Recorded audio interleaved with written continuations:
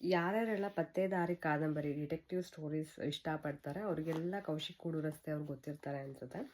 So ನಾನು ಒಂದಿಷ್ಟು ಬುಕ್ಸ್ನ ಅವ್ರದ್ದು ರೆಫರ್ ಮಾಡಿ ಓದಿದ್ದೆ. ನಂಗೆ ಯಾರೋ ಹಿಂಗೆ ರೆಫರೆನ್ಸ್ ಮಾಡಿದರು ಅಂತ. ಸೊ ಅದರಲ್ಲಿ ಫಸ್ಟು ನಾನು ಓದಿದ ಬುಕ್ಕು ಸುಬ್ರಹ್ಮಣ್ಯಪುರ.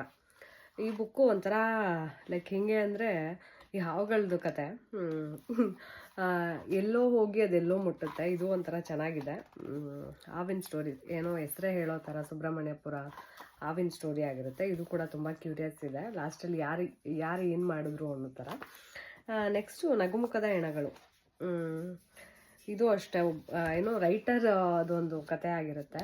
ಸೊ ಅಮಾಶೆ ಅನ್ನೋ ಒಂದು ವ್ಯಕ್ತಿ ಏನೇನೆಲ್ಲ ಮಾಡ್ತಾನೆ ಅನ್ನೋ ಒಂದು ಸ್ಟೋರಿ. ಸೊ ಇದು ಒಂದು ಕ್ಯೂರಿಯಾಸಿಟಿ ಬರ್ಸುತ್ತೆ.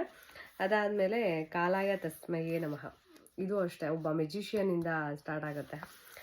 ಏನೇನೆಲ್ಲ ಮಾಡ್ತಾನೆ ಅವನು ಅನ್ನೋದು ಕ್ಯೂರಿಯಾಸಿಟಿ ಇದೆ.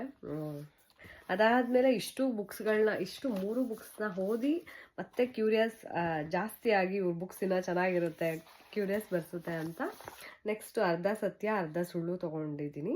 ಮತ್ತು ಸ್ವಪ್ನದ ಬೆನ್ನೇರಿ ತೊಗೊಂಡಿದ್ದೀನಿ. ಓದಬೇಕು, ನೆಕ್ಸ್ಟ್ ಏನಿದೆ ಅಂತ ಇದು ನೋಡಬೇಕು. ಈ 3 ಬುಕ್ಸ್ ತುಂಬ ಇಷ್ಟ ಆಯಿತು. ಇವಾಗೆಲ್ಲ ಬರುತ್ತಲ್ಲ ಕಲರ್ಸ್ ಕನ್ನಡದಲ್ಲಿ ಏನದು ಶಾಂತಂ ಪಾಪಂ ಆ ಥರ ಸ್ಟೋರೀಸ್, ಲೈಕ್ ವಾಟ್ ನೆಕ್ಸ್ಟ್ ಅನ್ನೋ ಥರ ಕ್ಯೂರಿಯಸ್ ಬರ್ಸೋ ಪುಸ್ತಕಗಳಿದು. ತುಂಬ ಚೆನ್ನಾಗಿದೆ ಆ್ಯಕ್ಚುಲಿ. So thank you.